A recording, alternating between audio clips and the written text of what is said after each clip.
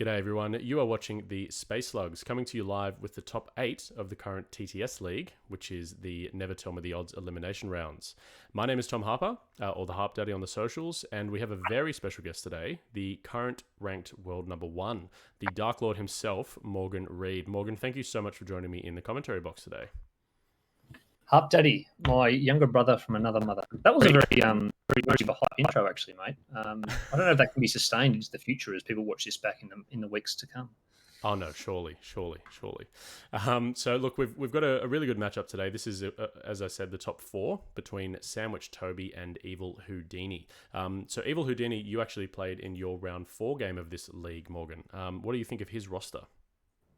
I think it's excellent. I think his team is probably. I'm not a Cad Bane player, by the way, but I think his team is arguably the best Cad Bane roster you could make at the moment. It's full of killy death and out of activation movement. And I'd probably expect if the game goes long enough to see a lot of wounds put on Sandwich Toby from Evilhoudini's droids. Okay, fantastic, interesting. Yeah, and so we've got another Cad Bane matchup here. So this is Sandwich Toby's roster. So instead of the Dooku angle, he's taking a Lord Maul angle, and instead of the Kalani, he's actually brought just the full Cad Bane box. So Aura Singh and the Bounty Hunters. So it looks like we had Sandwich Toby take first player, and we've matched up. Looks like we're going to have Sandwich Toby's Cad Bane up against Evilhoudini's Dooku, and then Evilhoudini's Cad Bane up against Sandwich Toby's Maul. What do you think about those pairings? Would you try and go for a specific angle? Do you prefer one character against the other there, Morgan? If I was Evilhoudini, I'd be putting Maul. Correction, I'd be putting Dooku up against Sandwich Toby's Maul. That would be what I want to do, because even though the Maul does the expose, he can turn off the hits with Dooku's ability, whereas Cad Bane doesn't want to be engaged in melee, and Maul is highly mobile and can pull Cad Bane into melee quite easily. So again, I'm not a Cad Bane player, but if I was to do it, I'd be doing it the other way around. Mm-hmm. Interesting. Okay.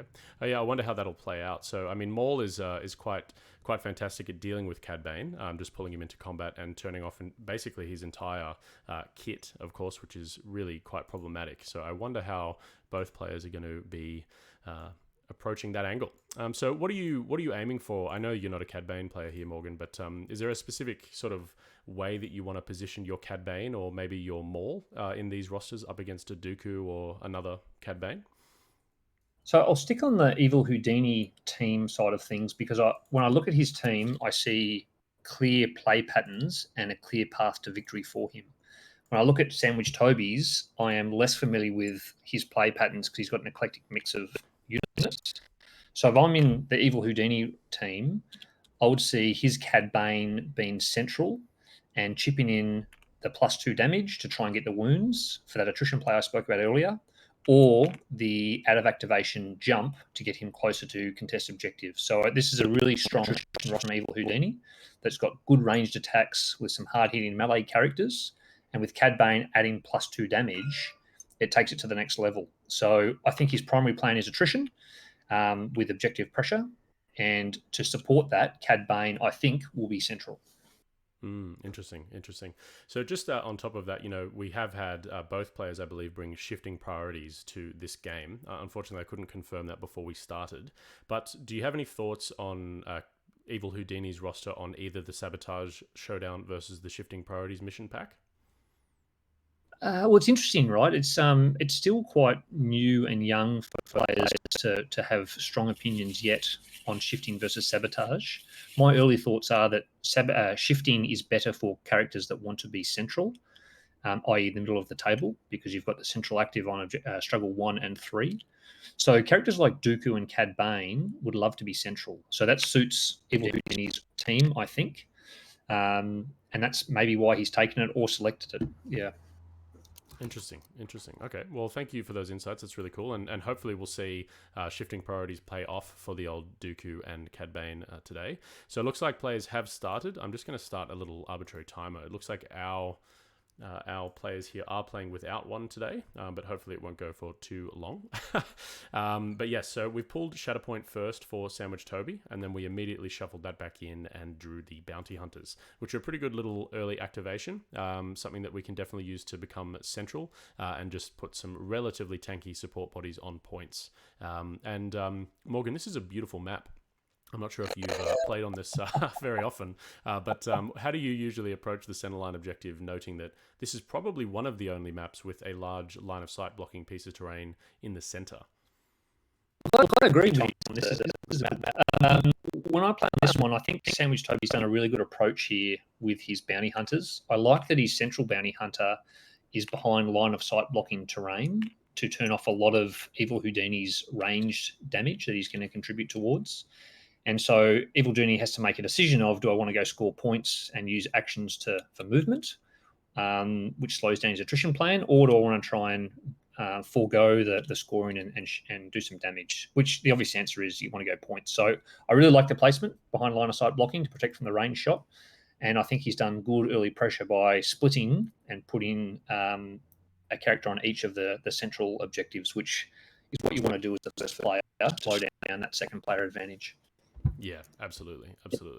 Okay, so the first draw for Evilhoudini was the Magna Guard, and they've been promptly put into reserve to immediately draw Cad Bane. So I've often thought, and this is something that I think I learned from you, Morgan, in terms of your play patterns and your description of how you'd like to build a roster, in that you usually have a character or a set of characters that you would preference to play from reserve, or at least have them played into a specific play pattern.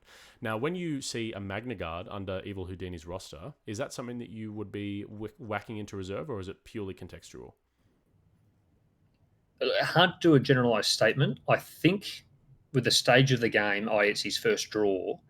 If he activates the Magnus now, they basically do nothing. They can probably take the central objective, and that's it. They can't take this flanking objective. I'm not sure what your screen angle's on, but they can't take the flanking objective, which Sandwich Toby owns. So you're basically just putting them in the middle with a take cover and a move up the ladder. So that's not a great activation for Magna. I like reserving them in this situation and then leveraging Dooku's separatist movement abilities and protection protocol. So I think it's a good call. Okay.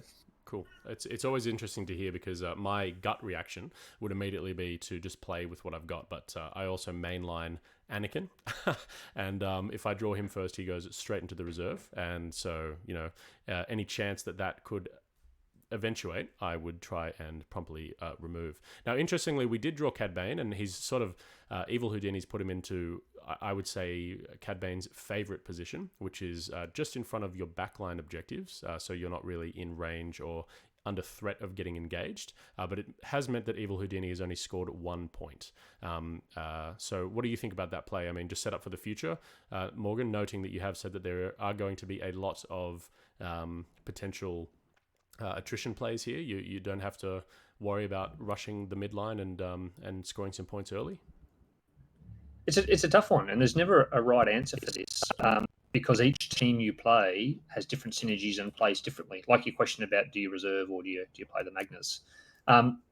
If I was playing it, and I'm not, and Evilhoudini's a better player than I with this team for sure, I'd be going for putting Cad on the central objective to score, because he's now on the back foot.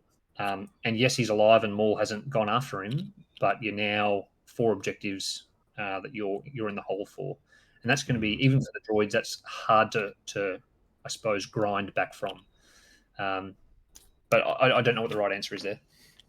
Absolutely. Okay, interestingly enough, we had a Maul play just to take the center objective, followed by the Shatterpoint from Evilhoudini. So now we can definitely start to get our activations going. As you just said, the droids do have the capacity to score points rather quickly, and it looks like the activation of choice there was Kraken or Kalani. Looks like Kalani, I should say, sorry, just to move all of our supporting characters up the field. So that's always a very good Shatterpoint activation. And I wonder what we'll end up trying to do here with Kalani. I mean, she's relatively slow. You're probably also going to want to trigger Tactical Network, and it looks like we're just going towards the Maul side to put a range 5 attack in there and potentially trigger a free Tactical Network. So unlikely to be taking a whole bunch of points back, but still setting up for the future. We probably want to also try for that Cold Logic trigger to get the reposition on the 4th slot, because then you could put 2 bodies on the center point. So we'll have a look at the dice results. We are going into Maul here with a Hunker token. Not a fantastic roll for Kalani. It will be... I mean, her expertise tree is just so fantastic, isn't it? So it's going to be 2 crits and 3 strikes altogether. So 5 down the tree into Maul's 3, I think. 3 or 4. So going to get 2 successes. It's not going to be a free Tactical Network, but we will be able to displace Maul and put a B2 Battle Droid on the point with a Tactical Network. So it's going to be still 2 back to Evilhoudini's side, and this is where we start gearing up. So, Morgan, what were you playing when you played against Evilhoudini's roster? Hey, just a point before we go on. Depending how they resolve this shove, Evilhoudini can score 3 here. Because if Maul can be shoved off that point, they're just talking about, I suppose, that piece of terrain. But if he shoves Maul off that point, Kalani follows up and takes it, and then you can Tactical Network the B2 onto the middle ladder and take that as well. So this shove's important, and the Kalani positioning was important. But if Maul shoved off and outside of range, Evilhoudini should score 3, which would be good for him. Yeah, absolutely. So what was I playing? I was playing Vader Maul into him, and it was a tough game. He did 8 wounds to me, and I think I did 4 to him in return. So he did a lot of damage, and I just had to squeeze out the objectives before I died. Yeah, absolutely. Absolutely. So we do have, just real quick, we have a few questions in the stream chat. We've got the Cam Damage, which is the better half of the Space Slugs, watching, and Duralvar as well, which is the opponent that I just played, a fantastic opponent in the top 8 match that we just played of the Never Tell Me the Odds match. So this is a top 8 game. Trying to attempt to get into the top 4. And yes, Duralvar, we do have a lot of potential at swarming 3 points and scoring capacity as well. So looks like this is going to be a B2 Battle Droid Tactical Network trigger. And we're just further putting some pressure onto Maul with some of those out of activation attacks. So yeah, we've just settled for the 2 points scored by Evilhoudini, but yeah, some early damage and early conditions potentially on Maul. So not a bad activation. So Tom, answer me this: So he's done his favoured violence, which as a Game of Thrones fan and a Cersei fan, we can get behind.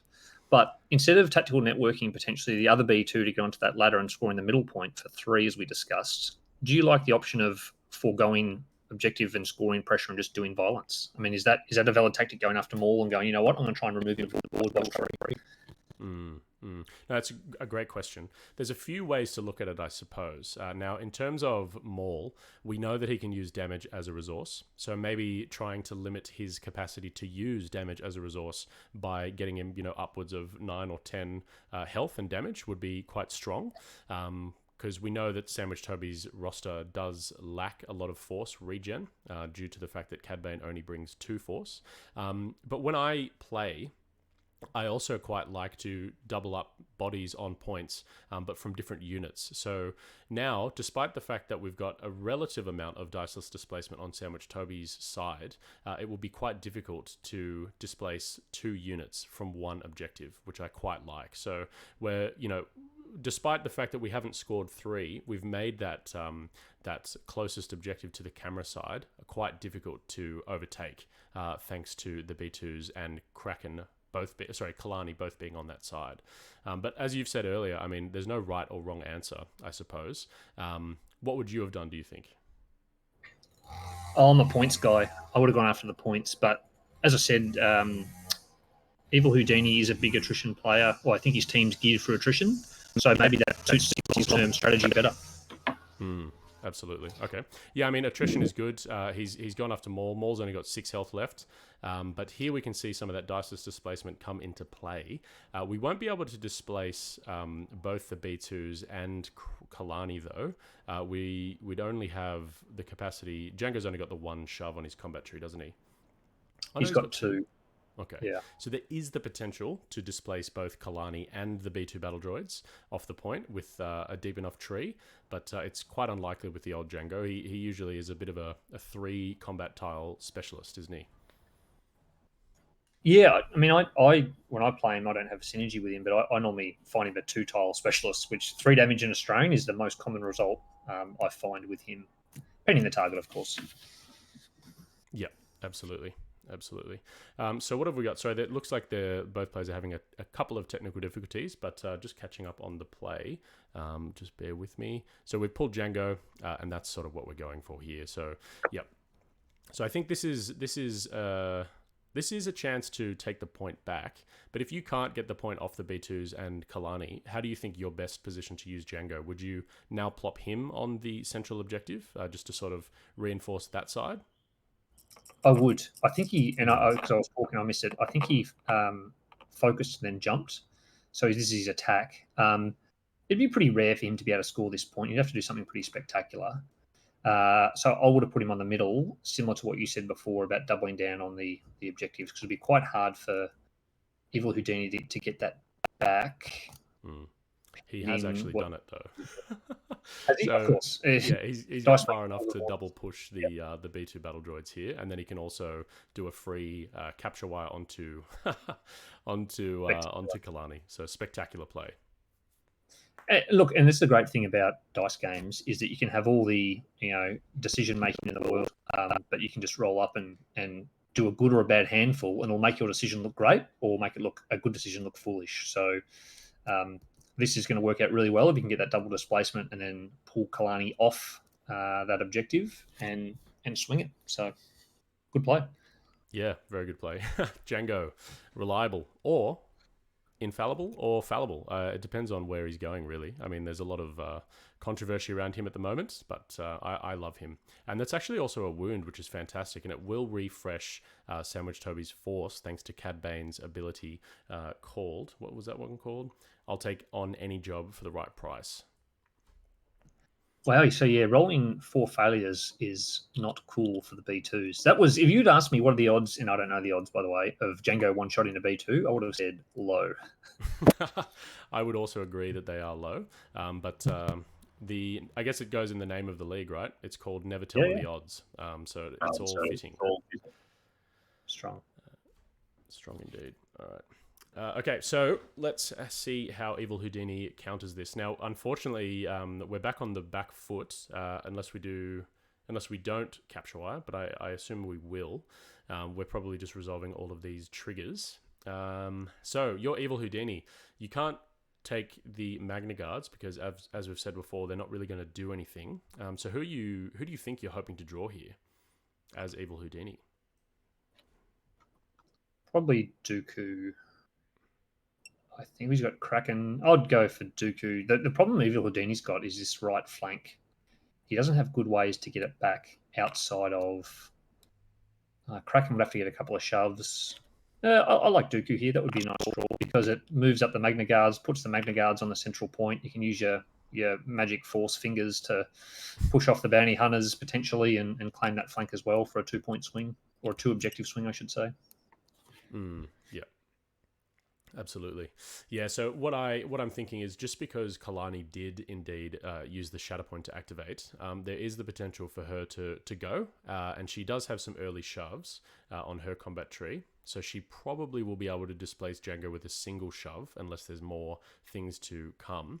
That being said, if she's pinned, then she gets in trouble, I would say, just because she has no natural way of getting rid of that. She'd probably have to do something like a take cover onto the point and out of engagement, and then try and have a shot into him whilst using the tactical network. So yeah, that's a quite a large swing there, to be honest. Duralvar in the chat has just said that could have been a game-breaking spike right there. Tough to have them wounded so early. But yes, the B2 battle droids are still in the order deck, so it's not like they have to go. It's not like it's completely bad. They still have an activation this struggle. And Kraken is the draw. Okay, so how do we use Kraken? I mean, he can definitely get up onto that center point. He could potentially trigger some tactical network stuff as well. how do you use this activation? Position the Magna Guard, Morgan? Well, you want it. You've got to score, or else the struggle's over. Mm. You want to score as much as you can. So what? He just pre-measured there for the front Magna Guard. A single dash won't get him onto the center point. So he needs to double dash a Magna Guard. I think if I'm Evilhoudini, it's gambling time. So I think I would tactical network the Magna Guard to get them up, take one advance with Kraken, shoot the bounty hunter, and hope for a double shove to get them off the point and yourself on it. No, yes, that's what I'll do. He would need 5 successes. I don't like those odds, but he's in a massive hole on scoring here. Kraken does get a lot of shoves. He can do the two shoves in 2. I'm looking at Kalani's tree. I always get them confused. Yeah, Okay, no, yep, me too. that's what I'll be doing. Yeah. So that looks like that's what we're going for. Yep. And so we can hopscotch over the Magna Guard on the top right there, which is exactly the play that you've just described. So it looks like we're going to tactical network the Magna Guard onto the central point and go for some displacement onto the top left bounty hunter there. And hopefully push our way up onto the objective. You won't be on it, but you will. Sorry, you'll be scoring it, but you won't be at the same elevation. So it'll be relatively easy for it to be taken off of you, which is a bit of a shame. But them's the rules, I guess. So that'll be how we have to play it. So Evilhoudini, interestingly, yeah, for such an attrition roster, is on the back foot here. I think maybe drawing Cad Bane so early was a little bit of a problem. You're probably hoping for some of those tactical droids, no doubt. Well, I'm not sure it was a problem. I think, there's no right or wrong, but if you just put Cad Bane on the center objective on the elevation terrain, you've scored the middle. Yes. His ideal place is probably a little bit far forward, but you got to make some trade-offs to keep the scoreboard pressure on. No, I completely agree. So we're having a crack into the bounty hunters. It looks like we're going to get those 3 crits through. So that will be a couple of shoves and even a condition and a free tactical network. So that is quite nice. So it can be a shove, a pin, and a free tactical network, or we can just go for 2 shoves, guarantee that point. Maybe even just do damage and spend the force for the tactical network. This roster doesn't feel, Evilhoudini's roster, I should say, doesn't exactly feel force tight. Would you agree? Yeah, he's got all the force in the world. I mean, you're using it for Cad Bane shenanigans and some tactical networks, really. I mean, Dooku occasionally wants to turn dice off, but that's pretty rare. Yeah, concur. Tom, one of the things I want to ask you is, so we spoke about deployment earlier, and maybe if I'm Evilhoudini, I'd have Cad Bane on the Dooku side because of the terrain. How much when you're setting up in these shoves, how much when you're setting up your squads or your team, are you trying to put your character with the mobility on the terrain heavy side? So if Evilhoudini put Cad Bane on that side, he's got jump access to get on that platform much easier than his ground crawling droids and Dooku. Quite a lot, actually. It depends on if I have one priority or not. So when I roll the dice, I've analyzed the table, and I'm starting to think about what I want to do. So it's either I'm going to be putting my, as you've said, my highly mobile character on the terrain heavy side, or if there's a character that I really want into an enemy character, I'll try and engineer that. But as I said, if I've one priority and I am the first player, then the immediate thing that I want to do is high mobility on heavy terrain, just so I don't need to think about those things, and I can make sure that I've got some jumps and some shenanigans to get where I need to when I want to. So yeah, that would be my first point of call. Nice play here by Evilhoudini, though. He's going to swing back 2 of the objectives, which I think he needs it.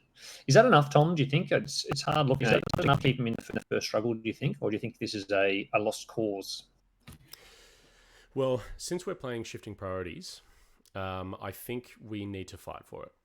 Just because if we then win struggle number 2, your opponent has the agency of picking the struggle map. So unless Evilhoudini can mastermind and do some incredible objective coverage, I think it might be a little bit of a problem. However, that being said, this is the old put 2 bodies from different units onto objectives. So the center line objective is relatively locked down here, I would say. So it could be enough. It really could be enough. We're going to have a 3 swing back.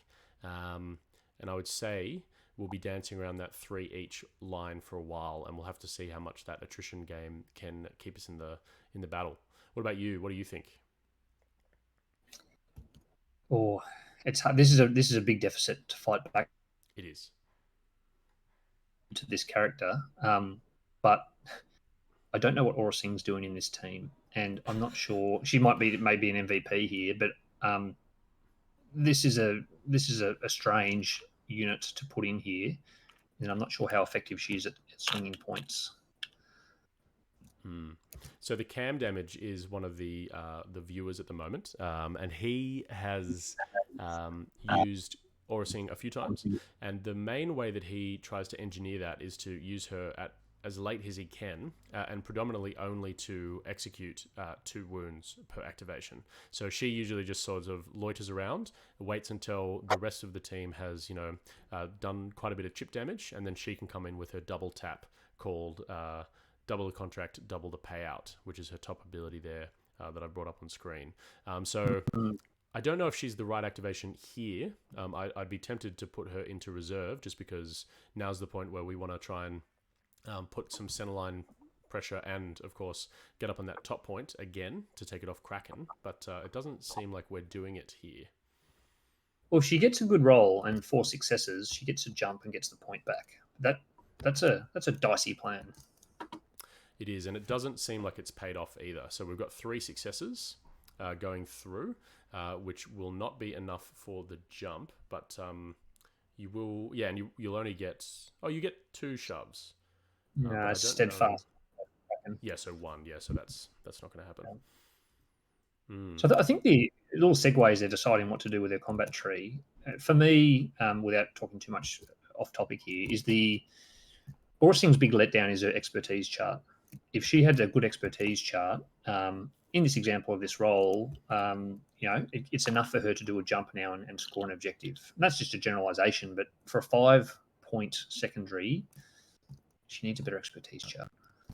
Yeah, I do agree with you. I do completely agree with you.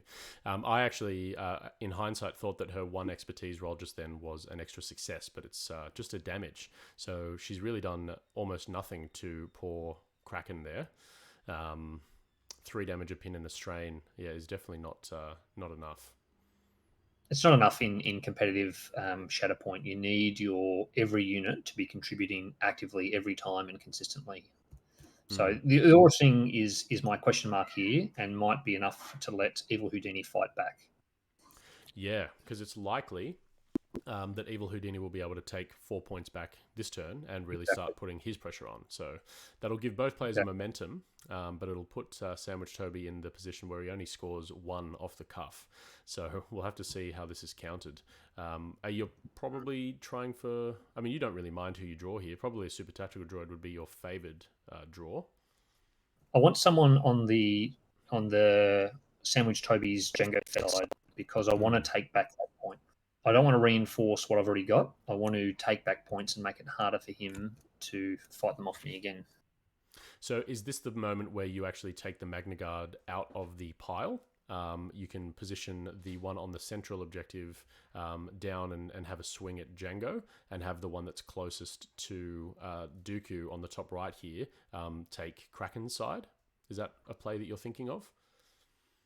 That would be. I mean, he's drawn Kalani, but yeah, you could climb. You could when you get to, we talk about that next activation. But yeah, you could climb with the Kraken side Magna Guard, and you can advance with the central Magna Guard through the ingress and smack into Django. But I think the drawing here is good, and he's got Kalani. I mean, you need to take this point back off Django, unless he's going to go a sneaky steal. Oh, I like it actually. So he's going to. He just wants to stay within range 4 for a tactical network. To put that back Magna Guard to steal that. Yeah, he might be able to do a 2 objective steal here. A 5-point swing, that'd be brutal. Absolutely brutal. Yeah. So this all of these dashes here are, of course, the Kalani's tactical ability called Roger Roger, aptly. So even though these B2s are wounded, we can put them in a really good position just to get some chip damage out, and of course put some central line objective pressure on. Now, I know you're not the biggest fan of Count Dooku, Morgan. He's seen a lot of success, but I think we probably agree on it's not a preferred playstyle of ours. But how do you usually see him? He's quite quick, or do you usually like to have him as a bit of a linebacker, like Evilhoudini's had here? I mean, he can protect that sort of back right objective quite nicely. So I don't think Evilhoudini's wanted to draw Dooku so late. I don't think anyone does. I don't think. When I use Dooku, depending on the teams and the squads, of course, but my process is I want him in the central forward objectives. Whatever central and whatever mission pack you've chosen, get him right up the front there and plump him on something and says, come and deal with it. And that's kind of it. And the rest of his stuff is his shenanigans of some separatist out of activation movement, blah, blah, blah. But he's quite sort of one-dimensional on what he does, apart from your opponent triggering his reactives. And that's why I don't favour him overly, because it's a lot of his value of his kit is your opponent chooses whether it goes off or not. Mm. Mm. Yeah, no, that's absolutely true. So what we're looking at here is Evilhoudini trying to measure whether or not a take cover will get him out of range 4 and still in ranged of Django, or if he just does a tactical network first. Would you have been tempted to do a free tactical network there, or would you just spend the force for the guaranteed back objective steal? Yeah, so I would have spent the force on tactical network Magna Guard to guarantee the objective steal, then taken cover to shoot Django and try and shove him off the objective and put yourself back on for that 2 objective swing. Yeah, I agree. So it will be 4 blocks for the old Django, but it will be 2 criticals and 4 strikes. So just 2 criticals going through. So you'll have to spend for the tactical network anyway, but the shove will be reached. So not only will Django be displaced, but Kalani will be back on the point. So that is nice. And that's going to be, a big 5-point swing for Evilhoudini. And I think, despite the previous position, that's probably struggle. Does he have range? Does he have range? So my concern is we can't. Yeah, that's okay. the problem. Yeah, sure. Okay. So no. So I think, swing. yeah, Evilhoudini might watch that one back and be kicking himself. You get lost up. I'd make mistakes in the first struggle all the time because you're sort of settling into the game. You got a bit of nerves or whatever it is. Sometimes you get a little bit rushed through and go, "Oh damn, I should have done that sequencing different." Yeah, I would have spent the force first there, considering. I mean, Kalani has a fantastic expertise tree. She has a lot of dice as well, but I think going into an unexposed Django, he's usually going to be protecting quite a few. So even getting to that 3rd step might prove challenging sometimes, as we've seen here. So yeah, just spending it while you've got it, it would have been a guaranteed 5 points. But we are doing a tactical network on the B2s into Django, it seems. Having said that, though, this could be a master plan. I mean, his name is Evilhoudini, right? The escape artist. What he's doing is trying to deliberately prolong the struggle to do more and more attrition. So he might be confident he can pull the trigger on scoring any time and go, you know what? I don't want 5 points. I don't want to kill stuff early and try and grind this out struggle as long as I can. As he flirts on the knife edge of losing the struggle. I like that. That's a very good way of looking at it. And the name must come from somewhere, right? So, yeah. Right. Morgan, how many force can you see on Sandwich Toby's side? It's not coming up for me. One left, force. Okay. Yeah, 1 force remaining. Okay. So we've got 1 force remaining. It looks like we drew the Mandalorian Super Commandos and put them into reserve. So now we've got 1 force to flirt with. And I think we just drew Cad Bane. So, Cad Bane, do you now knowing that Evilhoudini could do a cheeky back center objective steal, do you reinforce that, or do you just do what Sandwich Toby's doing now and try and take the center back? Ooh. I would have gone for the guaranteed one on the Kraken side. This is problematic. If Sandwich Toby doesn't take this back, this is really problematic for him. Yeah, because now we can actually draw the Magna Guard from reserve. Yeah, this is a risky play. Yeah, So we've had no successes go through there, I think, or maybe just one critical from the expertise tree off CAD. And yeah, so we won't be taking that objective. Yeah, so that's a risky play that unfortunately didn't pay off, it seems. Hmm. And yeah, What is now your I risk? think we're... You go. Yeah. I was going to ask Tom. So, I mean, it's interesting for every player is different, and we each have different risk thresholds in any game system about, hey, how much dice do we want to bring into the results of the game versus diceless results? Are you a risky player? Would you go, you know what? I'm going to roll Cat up and have a good roll and have my cake and eat it, do some damage, maybe wound him, shove him off the point, and swing the objective? Or do you go, you know what? I'll spend the force, advance and jump, and guarantee it on the other objective where Kraken is? I am extremely risk averse. I have been since a child, so no, I would be doing the guaranteed plays.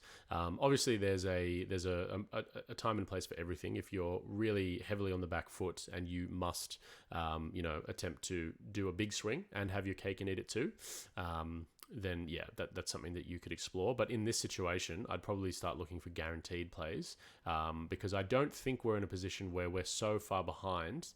Instead, we've just sort of balanced it out, I would say, thanks to Evilhoudini's big swing there. So no, I would have gone for a guaranteed over a big swing.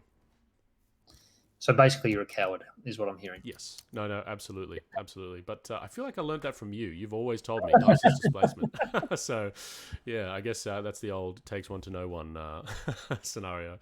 The old X-Wing saying, "If in doubt, roll out." Exactly.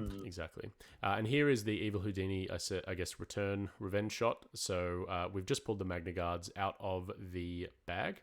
And we're promptly going to be taking 5 objectives. So that is a massive swing.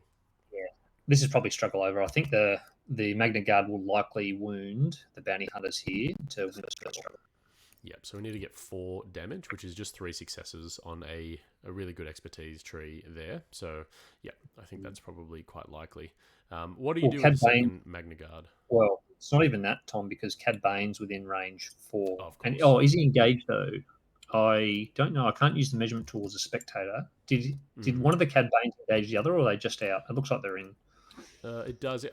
That being said, Evilhoudini's hunker token is still on the Cad Bane, so I'm not entirely sure.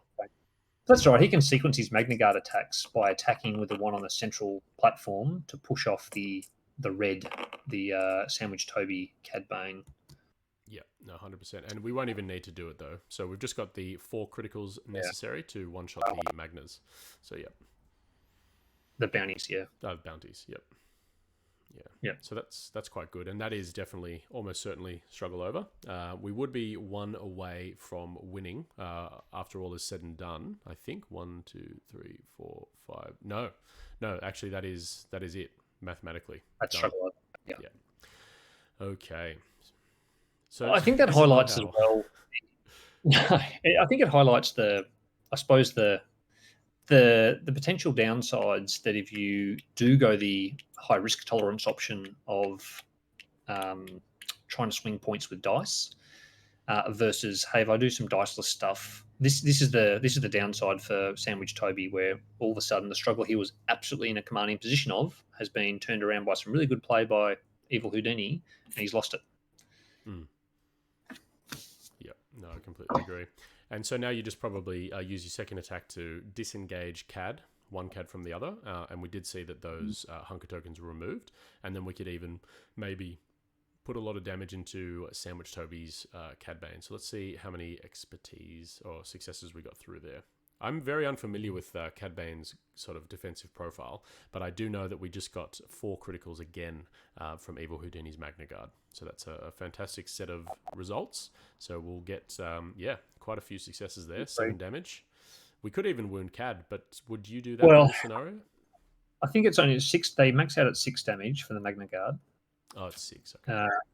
Ending the Sandwich Toby expertise roll on defense. He's got 2, so he's got no jump. Then you can add 2 more from your own Cad Bane, so you can put in 8 damage on him, which will be 9 total because he's already got 1 on him, which will wound him. Sorry, I'm looking at the wrong one. No, I think wounding Cad Bane is good because he uses a lot of his abilities No one gets between me and my job. I think that's his primary ability, and that will now cost 2 force. So when you've only got 5 to spend, you don't want to be spending almost half of it on something you want to do all the time. Yep, understood. Understood. Okay, no, that's very interesting. There's a part of me that, knowing that I've already won the struggle, wants to keep Cad alive on 1. But I think you're correct. Wounding him, getting that attrition lead is really good, and that will really put a lot of pressure on Sandwich Toby's force efficiency. So yeah, I think taking the wound while you've got it is good. I mean, look, if you had Django in your team, absolutely, you could leave him alive on 1. As long as you lock him down and keep him engaged so he doesn't jump out like the pest he is. But as it stands, he's got no real out of act. I suppose he's, yeah, I can see the point. There's definitely times, and I think you did it in your game today masterfully, a number of occasions where you stopped your tree early for reasons suited to the tactical scenario. I think this one you could toss a coin. I like the idea of violence, though, and I think Evilhoudini does as well. Yep, understood. Now, I do note, just while they're setting up the next struggle and picking the struggle map, I think it's worth asking about the whole concept of diceless displacement. Now, we've seen Evilhoudini do quite a grand job. I mean, he's made it to the top 8 at this stage with a lack of diceless displacement outside of Cad Bane's cheeky little odd form. How do you feel that diceless displacement weighs up against a normal quote-unquote squadron that we're seeing?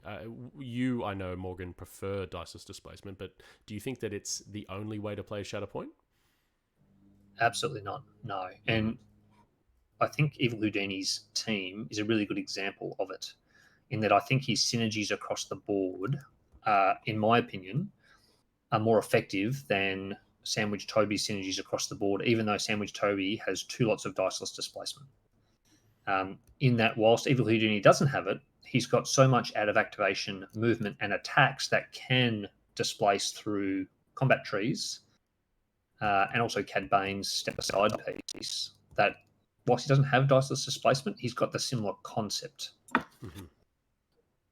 Yeah, understood. No, I think the issue is, I think the issue is when you have a team that can only displace in their activation through their attacks. That's when it becomes a problem. I think Evilhoudini's built a good team that achieves the same effect without actually having the same abilities.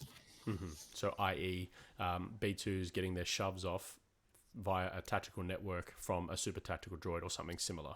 So that's your sort of angle of diceless quote-unquote displacement, correct?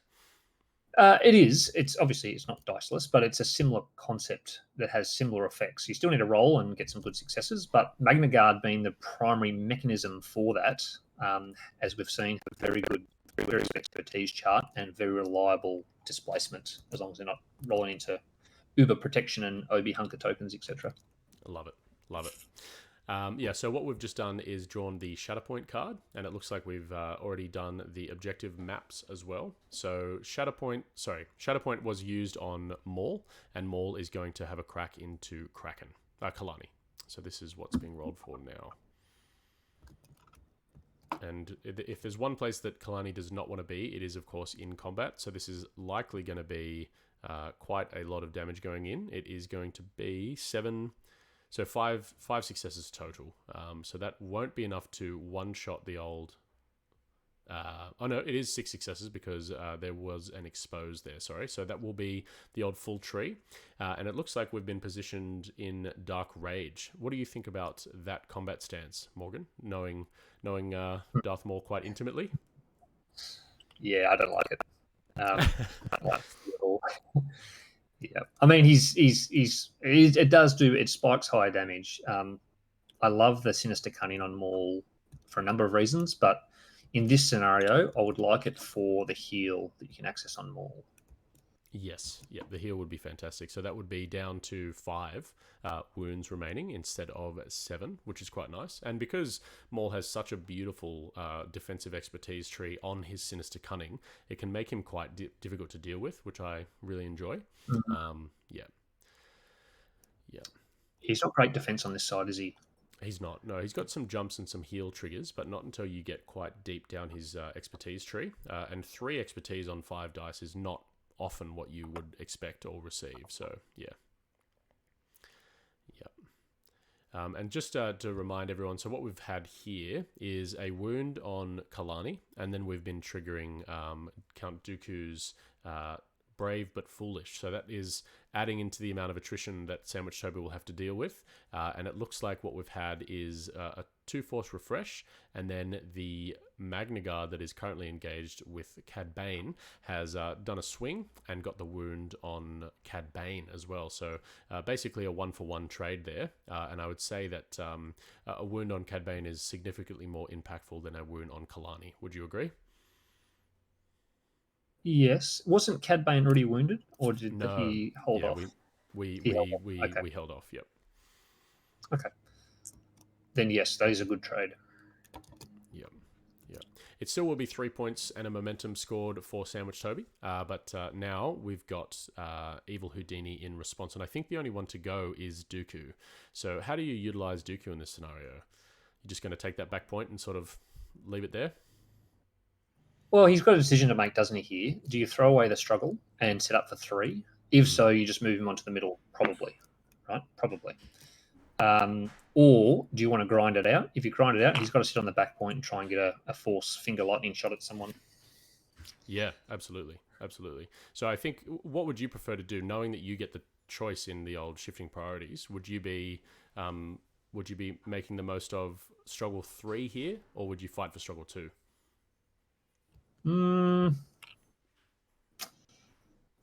That's a tough one. I would probably. He's in such a dominant damage position at the moment, and I think he can lose this struggle faster than Sandwich Toby can cycle his deck. Mm-hmm. So I would be very tempted to throw away this struggle and go and sit in the middle. But having said that, he's. I don't see why he can't 2-zip and win this 2 struggles to 0 if he fights for it.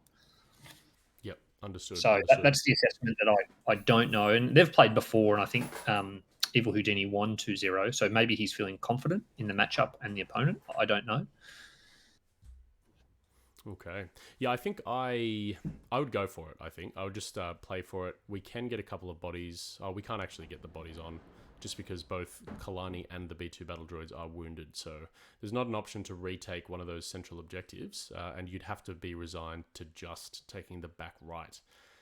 Do we know what else we've got in the...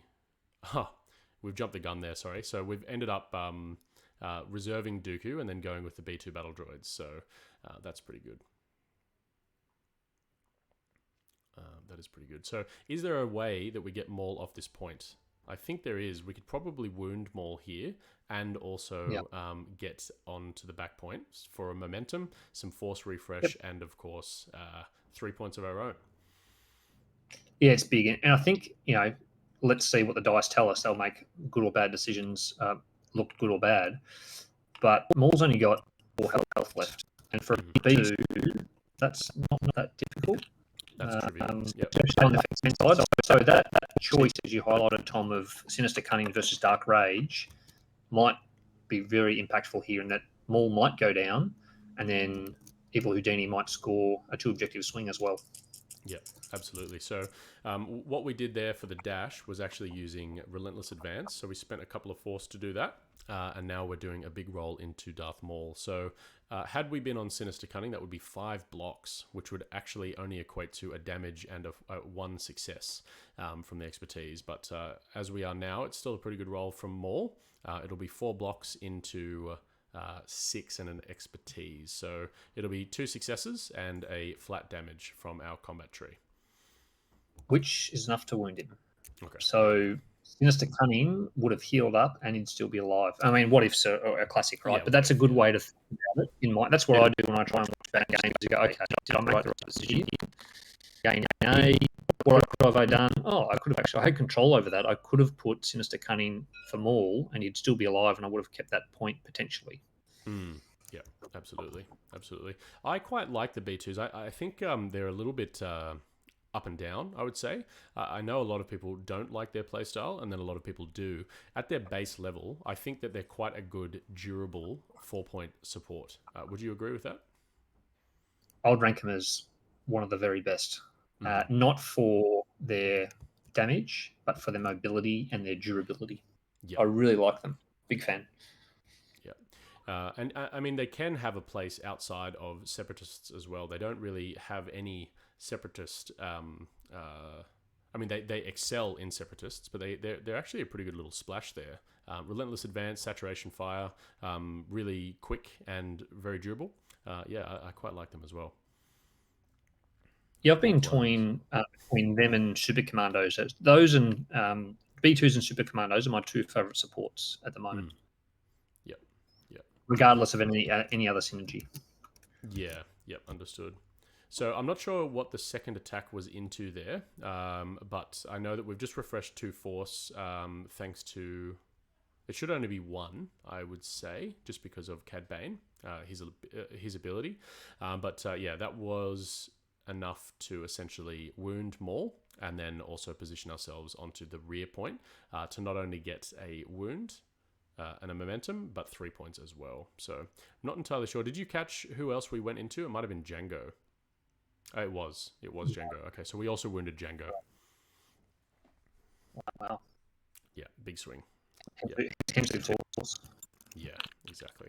All right, so that's quite strong. And then we're doing a movement just to get a better angle to prevent us being pushed or displaced in turn. Yeah, that's a big swing. And I think we might have a 2-zip here. Morgan, what do you think? I think so. And that, again, without harping on it, just for players watching and people watch back on it, you can go, hey, if I make that decision with Maul, yes, I might lose that point because he'll put 2 B2s on it, but I might not be wounded and I might not have 2 units wounded and I might not lose 2 objectives. So it's those little decisions I find in Shatterpoint as we're learning the game and I'm learning the game can make a big cascading difference and a snowballing difference as the game goes on. Yeah, absolutely. Absolutely. It looks like, unfortunately, the priority objective has stayed on Evilhoudini's back right side. But at this stage, we're going to try and use those Mandalorian super commandos to wound the B2 battle droids and retake that point.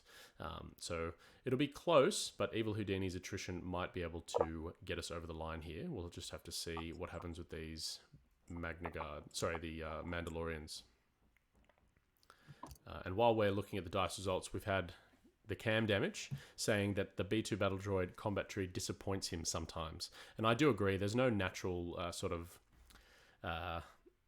instance of critical damage, but their expertise can be quite strong. And that's where I guess they excel in separatists, as they have so many options and abilities and opportunities, I should say, to do that chip damage, which is really, really quite strong.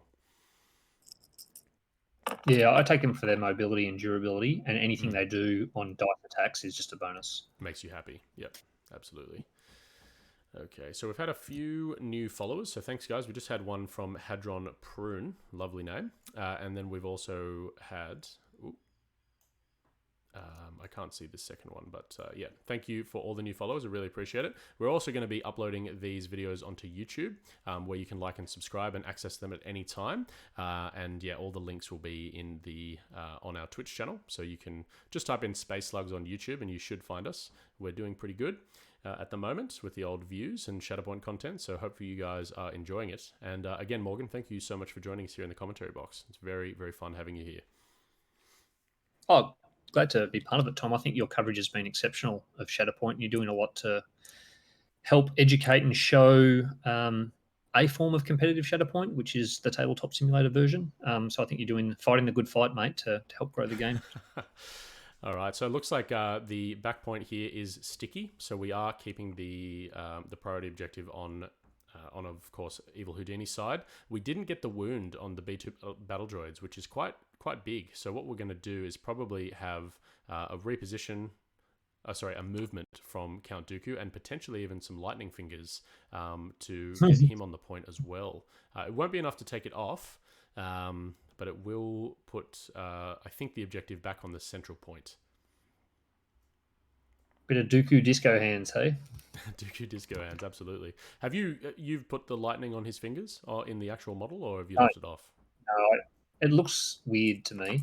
I liked the Dooku, whatever his other stance is, pointing, is he? Or, I don't know, shoving, force shoving? Yeah, holding his hand out. Okay, so not a great roll, but still going to get 3 critical damage here. Sorry, 3 critical results. So he's still going to be able to get 4 damage in some conditions, but he won't get that sweet reposition, which is probably what Evilhoudini was hoping for. So yeah, this is just my sort of gripe with Dooku. I don't feel like he does a lot, but I mean, he's incredibly successful online and in the tournament results. So much better players than I are utilizing him a lot better. So there we go. Now, this is the point where there might be a chance to take the struggle back for Sandwich Toby. Do you try and get that rear point off of Evilhoudini here? Like, what do you... I mean, you must, right? You must. It depends what the priority is. I think he's forgotten a double. I might have missed it too. I think Sandwich Toby didn't add a momentum for it going to 0, but I could be wrong. Let's see what the priority objective is. It is the expertise, which is back right. Yeah, you've probably got to. You're gonna have to. You probably have to take 4 here. Yeah, you have to fight for it. We have pulled Django, which is pretty good. So he has the mobility to not only get over to there to the back right point, but also to wound those battle droids as well, or at least just displace them. So there is some option or opportunity to do that, and that will put you in a pretty good position to take this into struggle 3, I would say. Yeah, it's interesting. With the previous Dooku attack, I thought he might have done the heal option to heal up the B2s to make them harder to kill. But if Django gets a kill, yeah, and it looks likely. So that's going to be 4 critical results going into those B2s. So yeah, Django's just making a mozza of these B2 battle droids today. But yeah, that will allow Django to get onto that back point. So not only have we had a focus into a jump action, we've had a ranged attack, and now we're going to get 4 deep down our combat tree. So yeah, is it 4 deep? No, he's got 2 crits and 1 hit through. So he's got 5. So he should get the double jump. Oh, wow. Okay. So that's really good. So even without the force, you won't even really need to spend anything. You can just get over there willy-nilly. You'll get some force refresh. You will score 4 and a momentum, and that will be very close to controlling this struggle. So it's quite a close game here. How do you feel about the board state in general, Morgan? Good question. Let me get back to you on that. Okay. Yep, not a problem. I'm just trying to track the damage. So I'll just give an update to the viewers. So what we've got here is Kalani is wounded. The B2 battle droids have now been wounded twice. And Kraken has 3 damage on him with a pin and a strain. So 3 wounds total on Evilhoudini's side, including a double wound on the B2 battle droids. But on Sandwich Toby's side, we've got a wound on Cad Bane, a wound on the Bounty Hunters, a wound on Lord Maul, and a wound on Jango Fett. So slight attrition lead in terms of Evilhoudini. And we are likely going to be going into struggle number 3 here, just because Sandwich Toby scored 4. All right. I think I like Sandwich Toby's board position at the moment better. Okay. Interesting. He's got a few. Yeah. I think he's got some good access to the center objective for the last struggle. He's got units that are closer to his back right, which is possible to come online for the 3rd struggle. Where Evilhoudini, he's got Kraken there. It's pretty close, right? It's pretty chaotic and it's pretty close. But I think overall, I like Sandwich Toby's board position better. Okay. Interesting. So we've pulled the Shatterpoint for Evilhoudini. You probably just shuffle that back in and concede this objective, right? Or do you position yourself better for struggle number 3? Unless I think you've lost this struggle now. Now that he scored 4, like that's what Sandwich Toby needed to stay in the game and win the struggle. Unless you can get 2 back, I would. Even then, I think you're potentially reinforcing failure or chasing a bad roll, as we might have called it. However, that is the risk of shuffling Shatterpoint back in, as you've now lost a unit. Oh, I know. wow. Can you do that? You can. You can't reserve off a Shatterpoint, can you? I believe you can. There you go. All this time, I don't even know the basic rules. Yeah, so we pulled Kraken. Yeah, that would have been chaotic, actually, losing the B2s there before struggle number 3. Yeah. Unfortunately, even if you cannot reserve off the Shatterpoint, the players pack of this league states that we're not allowed to get involved. So there's nothing we can do. Well, we can make cheap seat comments as the commentators do. Yeah, we must. Yeah, We must. absolutely. So Kraken isn't a bad shout. Can maybe clear some conditions and put some attrition damage down. Who are we going to try and put a pin on? Who do we like there? Would that be Aura Singh? That would just, new to her activation almost completely. I'm just looking up the reserving an order card. Okay. So bear with me, and while I'm here in spirit but not in mind. No, that's fine. I will entertain the chat. So what we've done is we've moved the Magna Guard with Kraken's Roger Roger ability, or Do Not Let Them Escape, I should say. And I think he's doing a good job here of covering the backline objectives. So basically, Evilhoudini has taken the top left and center left objectives off of Sandwich Toby, considering the fact that the Magna Guard are active and the bounty hunters are wounded. So that's pretty good. That's going to give us a lot of play opportunity here in struggle number 2. Struggle number 3. And we're doing an attack. I'm not entirely sure who into, but I would assume it's Aura Singh because she's rolling 5 dice. And that's going to be 6 successes, 6 strikes and a critical damage into 2 blocks. So it's going to be 5 going through, which is indeed the full tree. Now, Kraken's interesting because he cannot do a whole bunch of damage, but his capacity for displacement is almost unparalleled. I think as a secondary, I love him. I think he's fantastic. So I had a look at the rules, and you can't reserve after a Shatterpoint. So if that, yeah, I mean, did we see that correctly? Is that what happened? Not that we did. As you see, we can. Yeah. So we Shatterpointed, shuffled the Shatterpoint, and then reserved the B2 battle droids. Yeah. So that might be one just to, I suppose, update players' knowledge that we can't actually do that. Yep, very much. Okay. Yeah, well, no, thank you for that. All right, so we've had the attack into... so that was the attack into Aura Singh, and it looks like a Tattoo Network is being triggered somewhere, and Aura Singh has rolled again, or 5 dice. Probably the Magna Guard. Yeah, the Magna Guard hiding behind her. Oh, yeah, I see. Yeah, great. Okay, so it looks like she's got a pretty good roll there. This is where she gets her cheeky little climb, but it might not matter if we've not done enough damage. Not when you're pinned. Oh, yep. that definitely helps. Okay, so yep, that'll be a wounded Aura Singh as well. And I guess she couldn't climb because she was engaged with the Magna Guard anyway. So this is where that attrition that you've been talking about, Morgan, is really coming to shine. The Separatists have so many ways of getting out of activation triggers. So, we went from, I think, a preference for Sandwich Toby's board presence at the beginning of the turn. But I think we're probably shifting towards preferring Evilhoudini's here now that the Magna Guard control both the back left top and middle left objectives and a pretty good access to the middle of the board here as well. Does the double wound on the B2 battle droids give you pause, or are you just happy to keep them in reserve and not worry about it? I just keep them in reserve. So they'll activate one more time and do a point swing and be taken off, and that'll be completely fine. Struggle 3, I don't think it matters at all that you take models off the table. Mm-hmm. Mm-hmm. I shouldn't say at all. It does matter sometimes. Most of the time, it's not a big deal. Yeah, I mean, usually you get like, I don't know, what would you say, 0.8 of an activation per struggle, I would say, per unit. So I like that one. 0.8. Yeah. That's some deep thought you've given that. I pulled that number right off my head just then.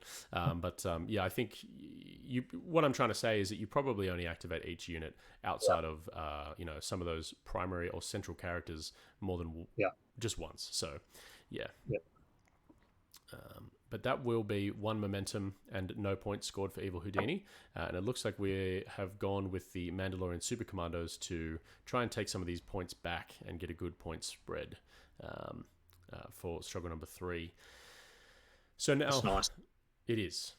Now, I know that you're an individual that does prefer Sabotage Showdown. Is that correct? I think so.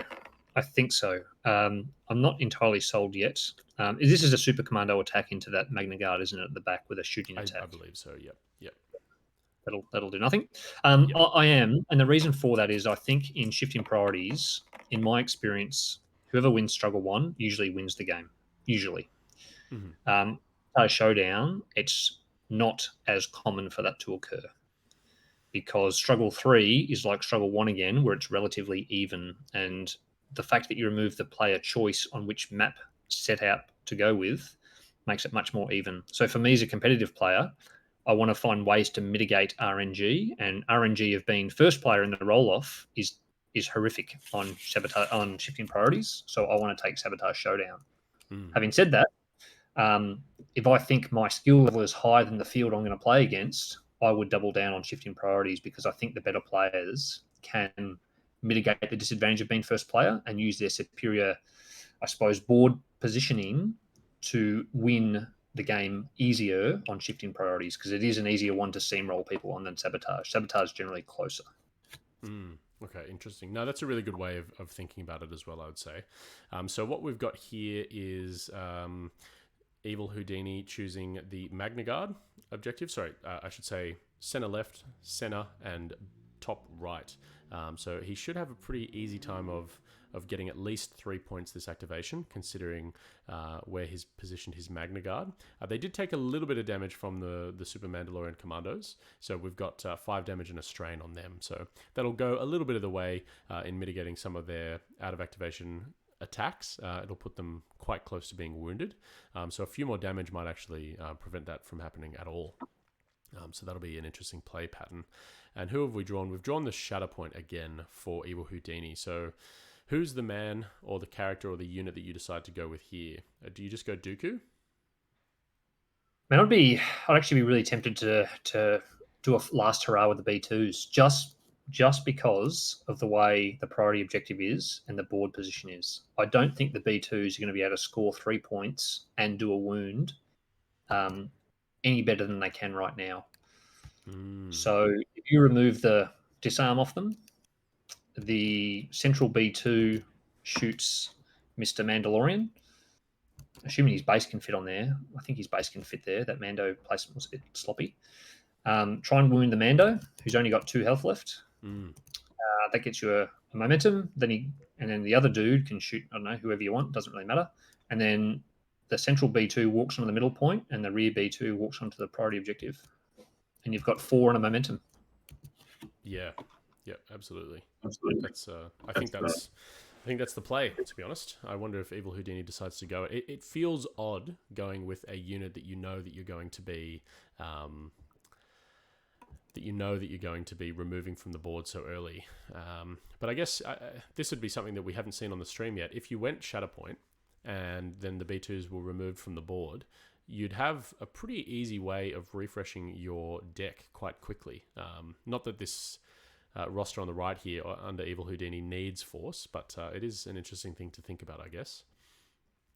I don't know if the trade-off's worth it, Tom, of taking 3 cards out of your deck to rotate 4 through. But it could be a strategy as the game evolves. Silver linings, right? Yeah, that's right. It's a tough decision, though. It is, because even going for that play, I'm not convinced that the B2s are going to fit there. They might have to spend 3 force to do an advance and then a climb to get onto the point. Mm. And they've still got to do dice because you're only going to have 1 shot unless the other B2 moves out of Django range. Either way, you have to spend 3 force for one of the B2 dashes. What's it called? I should know this, but I keep forgetting. The other alternative here is, you could do a Kraken play. You could use Do Not Let Them Escape on the Magna Guard, the top left there. You could have them move closer to the ingress point, and then you could have a tactical network trigger and move them onto the center point, and then move Kraken down to the top right, assuming that advance positions him within range 2 of the objective. That could be a play. Oh, I like that a lot, actually, Tom. Yeah. So the Magnas, they do have a strain on them, but that's okay. So I like that. Advance the Magna, tactical network the Magna, and then move yourself and take cover. Yep. Yep. Because I don't think you need to worry about the... I like that better. Yeah, that's a better play. Nice one, Tom. Yeah. and it keeps It your looks like B2s. yeah, we haven't done it though. We've decided to go do not let them escape onto Kraken himself. Okay. And we're going to try for that Magna Guard. Sorry, the Mandalorian wound, which I think we're definitely going to get.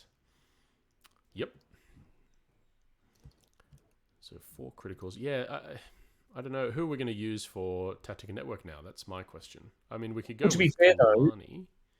to be fair, if he put the Magna Guard on the middle, I think even with the range 1 from the Ingress, he'd probably still be out of range of the Super Commando to wound him, to melee him. So it would be just a drawn objective. So either way, you're probably not scoring the middle.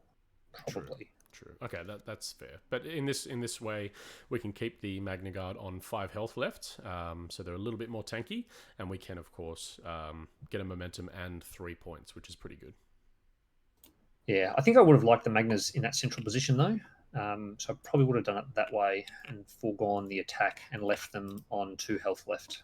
Left the Super Commandos on 2 health left. But here nor there, right? It's kind of subjective. Yeah, absolutely. Yeah.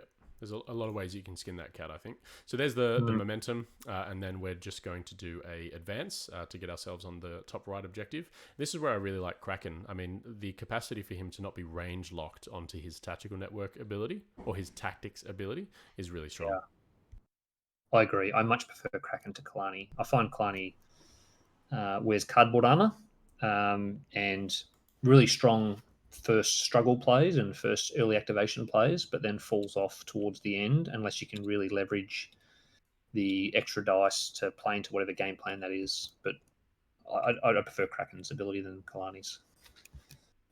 So can we trigger Cad Bane? No, Cad Bane's engaged, unfortunately. So that would have been really nice had Django not been there. But yeah. Well, interestingly though, I mean, you could have considered shooting Django and trying to get a double shove. I don't know if the angles line up, but I mean that would be a bit high risk. But you could try and do a double shove into Django to get him out of melee and then trigger. Oh no, Cad Bane would have to do 2 damage, wouldn't he? Yeah. Yep, he would. He would. So, but it's still 3 points and a momentum for Evilhoudini, and we'll see how Sandwich Toby responds. So there is that threat of the B2s getting removed, but I don't think that it's going to come into play that much, just considering the way that everything's aligning here. But that is a nice little trigger for Sandwich Toby, considering that the priority objective is in the center now. So we've got Aura Sing. Don't play Aura Sing. So I think if Sandwich Toby doesn't score 2 objectives here, I think it's maybe game over. You've got to score 2. And Aura Sing, I don't think Aura can score 2. So what can she do? She would be able to maybe wound the Magna Guard, and then reposition up onto the point. Yeah. Which is not terrible. You'd be able to get 2 momentum and 2 points. The second momentum coming from the fact that you'd still be on Evilhoudini's side. But here we go. So it looks like we're going to melee the Magna Guard instead.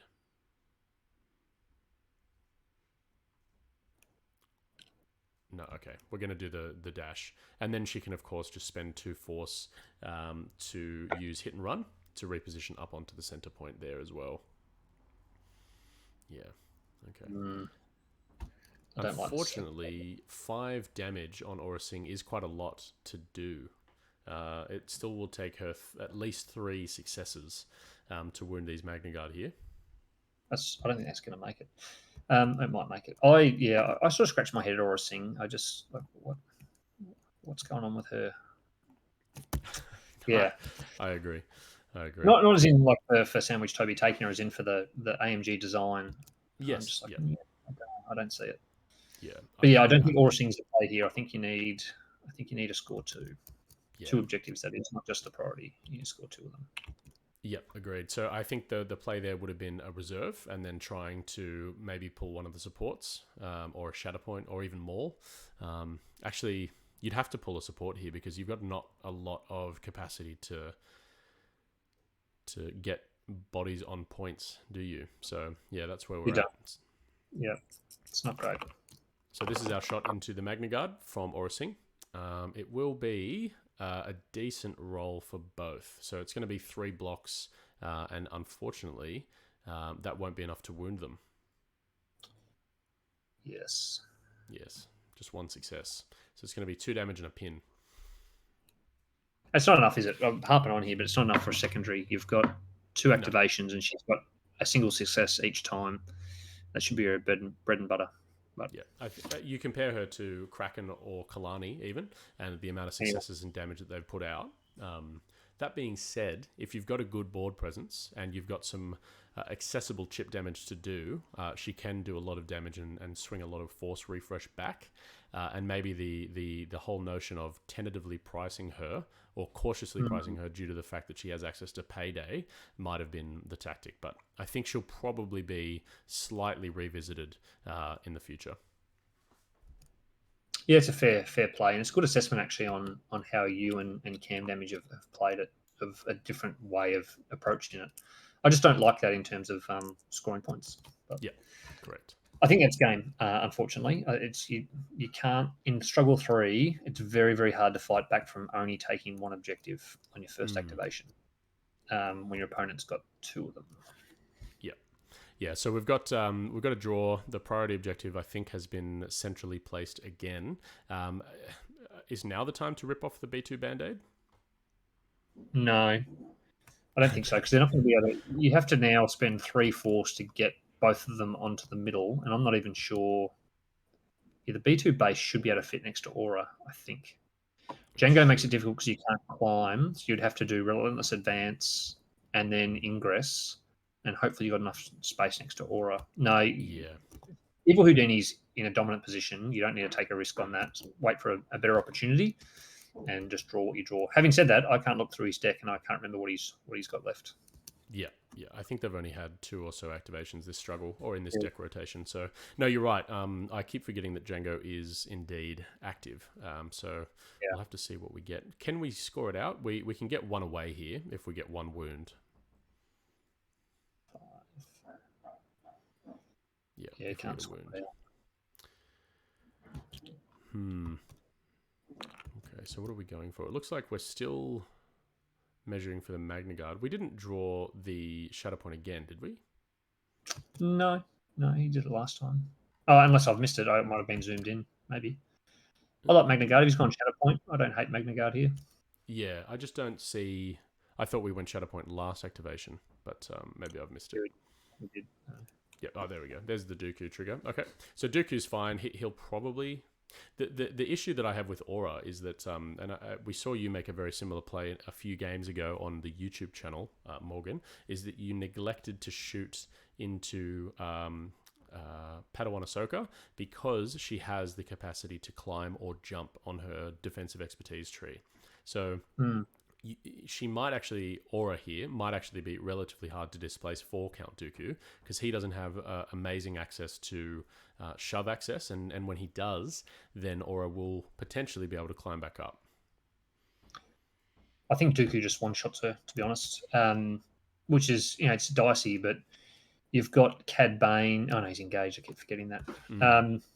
I think there's no real other choice. Dooku just walks up and has a hack at her, and she's still got to get on 5 defense dice. She still needs 3 expertise, which is not that likely. I don't know what the odds are, Tom, but it doesn't seem high. No, it's not high. It's not high. I think it's about 30%. So yeah. Okay, nice. Just off the top of my dome. But yeah, Dooku still has some plays, so he can do a melee attack here, and then he can also... Oh, no, he can't. I keep forgetting. He doesn't have Grievous's ability, so there won't be a follow-up attack from a droid. But yeah, he's got a pretty good lightsaber. How much damage can he max out at? 1, 2, 3, 4, 5, 6. He can do 10 on Makashi. Yeah, it's pretty rare. I mean, I don't know what your experience with Dooku is. Normally, you're looking at 3 results after everything else. So, yeah, but you might spike. I mean, she's pretty fragile, Aura Singh. She's only got 8.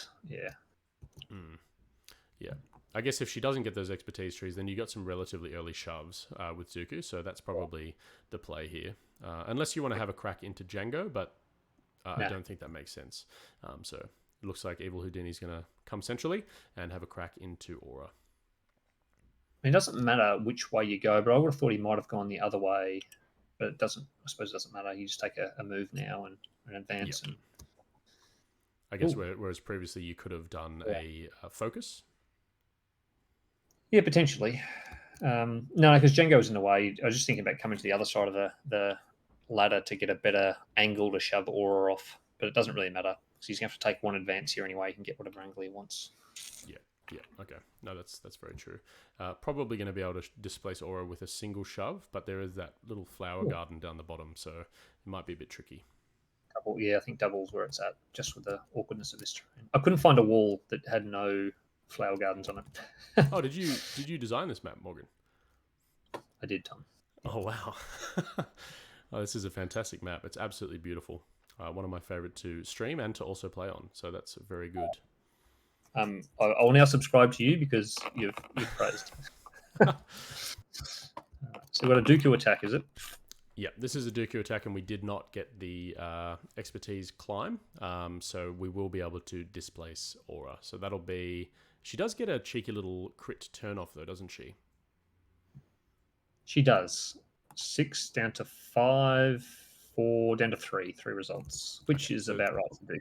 Double shove. And it'll still be enough to get the double shove. Yep. We've just got a commenter in the chat saying top tier map. So a lot of love for this one. Oh, that's kind. Yeah, I found myself moaning a bit about some of the maps on TTS, so I thought instead of complaining, don't be bitter, just be better and go and make your own. Yeah, absolutely. So when you're doing shoves and when you're trying to position yourself around an objective, and this is a conversation that I think we routinely had in Marvel Crisis Protocol, how do you usually try and position yourself on an objective, Morgan? Is it going to be as close to as possible, or is it, again, like a lot of other things, contextual? Mostly contextual, but the default should be put the center of your base, and then context will force you to change from there.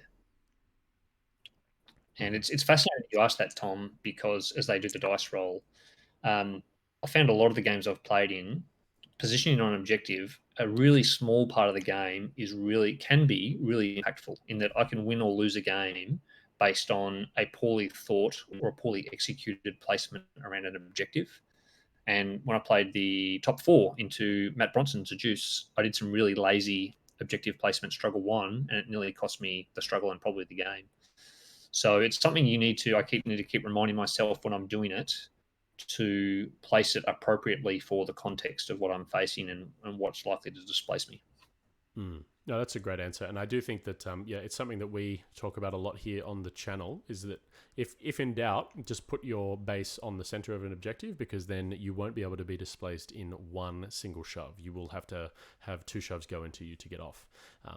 Simple thing to do, relatively or quite hard to remember, but it can be game winning or backbreaking for your opponent in many scenarios, I think. Are they talking it out for a GG, or what do you think? Let's have a look. I can't see anything in the game chat. No? Looks like they're going for it. Yep. All right, so we've had a Shatterpoint pull here, and it looks like we might actually be going with the Bounty Hunters, which is kind of cool. So they're going to try and probably position themselves on the rear objective there, or potentially wound the Magna Guard. Yeah, it looks like we're going for the Magna Guard here. Yeah. And I quite like the Bounty Hunters. I know you're quite hot on them, or you used to be. Are you still as big a fan? Yep.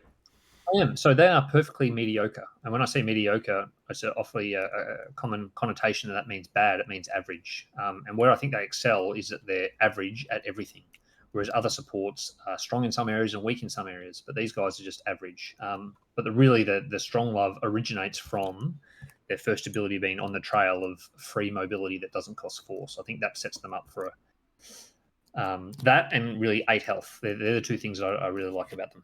Yep, absolutely. Yeah, and quite a good combat tree. I mean, they've got that perfect first success shove. They've got a relatively good ranged expertise tree, and that 2 expertise is a crit, which means that shove is unavoidable in some scenarios. So yeah, quite good indeed. And look, tools of the trade can be pretty cheeky as well, especially the auto disarm. I like that. Payday, we're yet to see really great, use of it. I think there's an argument in a Padme squad with the Handmaidens and some other areas that people use. But it's one to watch as the game evolves and more units and rules come out. I think that's where it'll get pretty pretty spicy later on. Yep. So it looks like there's a bit of a mistrigger here, or a misuse of Cad Bane's ability. They're allowing Cad Bane to jump whilst he's in range 4 of the target character, instead of just adding 2 damage. So bit of a misuse there. Cad can only jump if he's outside of range 4 of the target character. Yeah. Worth noting. And that will trigger... well, it won't trigger Cad Bane. Who did we go for? We went for the Magna Guard. Yeah. And now it looks like the other shot is going into Cad Bane. Oh, sorry, Count Dooku. Yeah, it does mean though that now the Sandwich Toby's Cad Bane has got on the objective, which potentially takes it back. Yeah, it's quite a big misplay. Oh no! Why didn't they shoot into the? He didn't shoot into the Magna Guard again. Why did you shoot into Dooku there? I think the Magna Guard are wounded. They just okay. I'm just looking at the scores. Oh, okay, right. That would make sense then. Yep. Yeah, because they did 3. Yeah, 3 damage, I believe. Yep. Okay. Cool. Yeah, sorry, viewers. There's a few mistakes in this game, and some triggers that shouldn't be happening. But it's just a good learning experience. It's always good to read Cad Bane. He's got a lot of text on his card, so just remember that you cannot do the jump if you're within range 4 of the target character from his ability. So, yep. Some good things to learn back from, but also we're not allowed to get involved as per the sort of setup of the players pack for this tournament. So that's why we're not jumping in. Well, I mean, it's no ill intent, right? Like we all make mistakes playing. I make mistakes all the time. You're under pressure and you're thinking about a million other things and you just misremember. But it also kind of evens out the Shatterpoint into the B2 side. So exactly. 2 important mistakes, 1 from each side. Game on. It's fair. Yep, absolutely. 2 negative, make a positive. That's what they always say. That's right. Sandwich Toby, though, scoring that back one through that jump does make a big difference. It does. It makes a massive difference, yep. So I'm not sure what they're chatting about, but yeah, that is what? That's going to be a 3-point swing back for Sandwich Toby. Which gives him a glimmer of hope. It does. Oh, okay. The game's over. So Sandwich Toby has conceded. Okay. He forgot Cad Bane was